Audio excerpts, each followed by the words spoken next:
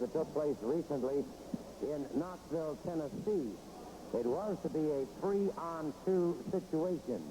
The the New Guinea Headhunters, rather, going up against Robert Fuller and the Tennessee Stud.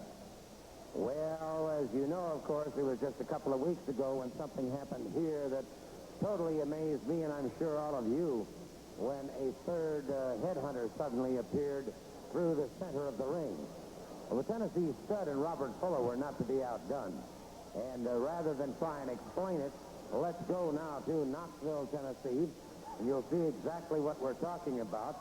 We're talking about the situation where, as you'll note, all of the lights in the building were turned out. Here comes Kevin Sullivan along with the New Guinea Headhunters, and they're approaching the ring. Now you'll note, once they get inside this steel cage, it is going to be locked. And here comes now the Tennessee Stud and Robert Fuller. Bear in mind, once that steel cage is locked, nobody can get in or get out. The Headhunters and Kevin Sullivan had checked underneath the ring, around the ring, were completely convinced that there would be no way that anybody could interfere in the match. But now take a look very carefully. In just a moment, you're going to see something most unusual. As you can see, of course, the Tennessee Stud, Robert Fuller, the New Guinea Headhunters, and the referee are in the ring. So that's all you have. It's a 3-on-2 handicap situation.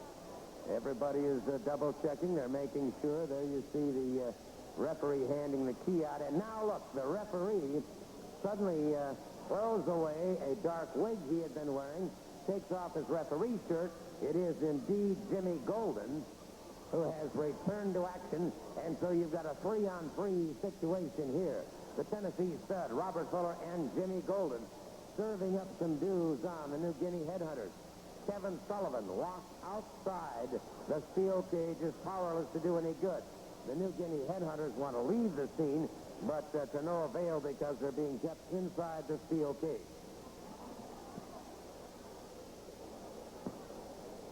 Thousands and thousands of fans cheering now as the Tennessee Stud uncorks a hard right hand. Jimmy Golden ripping across the back of one of the Headhunters, and Robert Fuller keeping his man tied up in the rope. Once again, that steel cage being used as a weapon. And you can see now that Golden, the Tennessee Stud, and Robert Fuller have things well under control. The New Guinea Headhunters, for the first time in their careers, completely buffaloed by this turn of event. And as I said earlier, Kevin Sullivan outside the ring, powerless to do anything about it whatsoever because that ring has been locked. Another full body slam, and the New Guinea Headhunters in a world of hurt here as the Tennessee Stud, Jimmy Golden, and Robert Fuller continue to punish them. However, don't let me take anything away from these Headhunters because they are double tough. And as you can see here, now they've taken some of the worst punishment available, and yet these men are back on their feet and battling away. Theirs is a battle of desperation, I might point out, of sheer desperation, because they thought they were going to have the advantage going in, and now suddenly they find themselves with no advantage whatsoever. Golden down and possibly in trouble here. And now joining me are indeed Jimmy Golden, Robert Fuller, and the Tennessee Stud. And Mr. Golden, I must say that very frankly, you are indeed a very good-looking individual with that black hair. Well, thank you very much. I felt real good, and I'm feeling real good now, brother. You know, I was mad for a long time, but I'm feeling better now. I've got me a little revenge. They always say you get your chance to get even, and, brother, we've had us a little bit of chance, and you can see right here, man, they was climbing and scratching to get out of that cage. They went wild, Gordon. I'm telling you, they went wild. They look pretty frantic to me. Well, I tell you what, Gordon, they might have pulled a good one, like I said, when they had a guy come from outside the ring. Well, we just figured one on them, Daddy. They wasn't expecting the referee to be Jimmy Golden. And you're going to see on the end of this, there's an official count there, too, because he puts his referee shirt back on and counts him out 1, 2, 3, being the end of the match. As far as we're concerned, we beat him. But there's a heck of a lot that took place afterward, and that's what's upset us. Well, I can understand that, and I might just point out, in case anybody had any worries or any doubts as to the authenticity, I have here the license that was issued to Jimmy Golden to be an official referee, so consequently there's no question about that. That's very nice, Gordon. You're Johnny on the spot. We appreciate that very much. You see right here, we still got things going our way. Over here in the corner, and this has been happening to me far too much. I've been lacerated again by these fools that's got their sticks and their stuff in their ties, want to use it on your face. And I'm going to turn that thing around one way or the other real soon here, Gordon.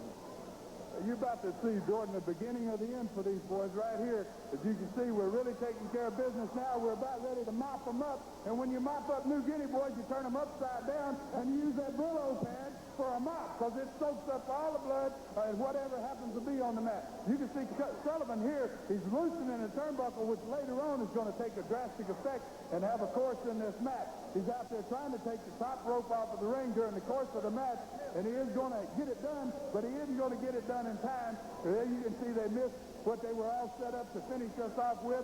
Jimmy sends him through the cage practically. Now we're going to pick him up and drop him on that Brillo head, and we're going to take them little legs of his and give him a little bit of an extra jam. And that's, now you're going to see we need a referee at this point, and the referee will go back and put his shirt on, and we will cover the man that is down, and you'll see an official count, 1, 2, 3. Right there. Right here. Right there. 1, 2, 3.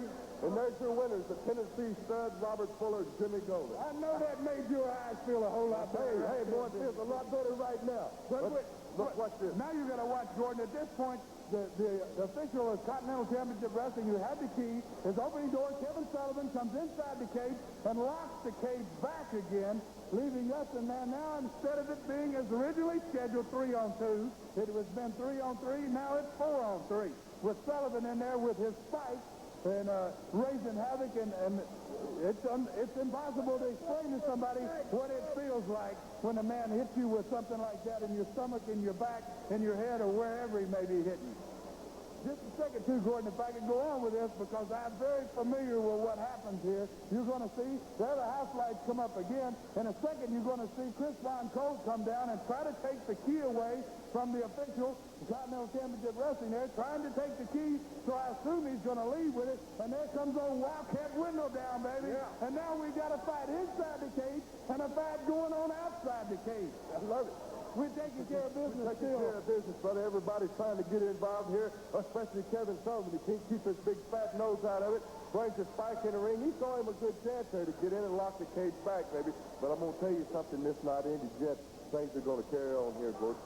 Just look here inside Sullivan with his spike. They're doing a good number here. They got the ropes tied, 4 down off the ring, choking us with the ropes, doing anything that they can, baby. But they're getting behind here. Still in the process of trying to get the top rope off the ring. I think they struggled during the entire course of this match with Sullivan up there at certain points. You can see the sellout crowd there. All the Tennesseans came out to see us get our ultimate victory, which we already have gotten at this point, and the match should have been over.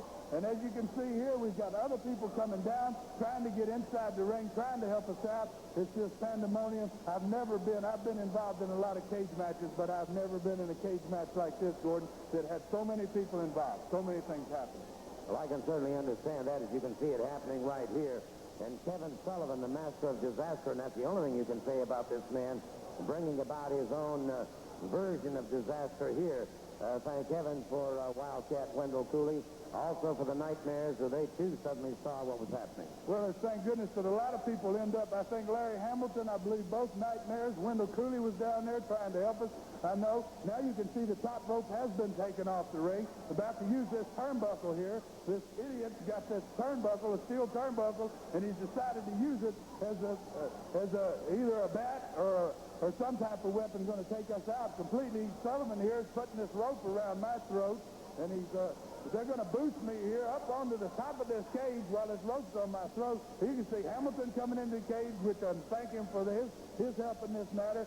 You can see here they're shoving me over top of this cage with my rope around my throat. I guess their intention was to hang me right there from the top of the cage. And they did a pretty good job of it. Exactly. That's exactly what they've done. I'm going to tell you, I've been in some rough battles, Gordon, but these guys are crazy and wild, and they don't give up easy. But this thing's not over with, brother.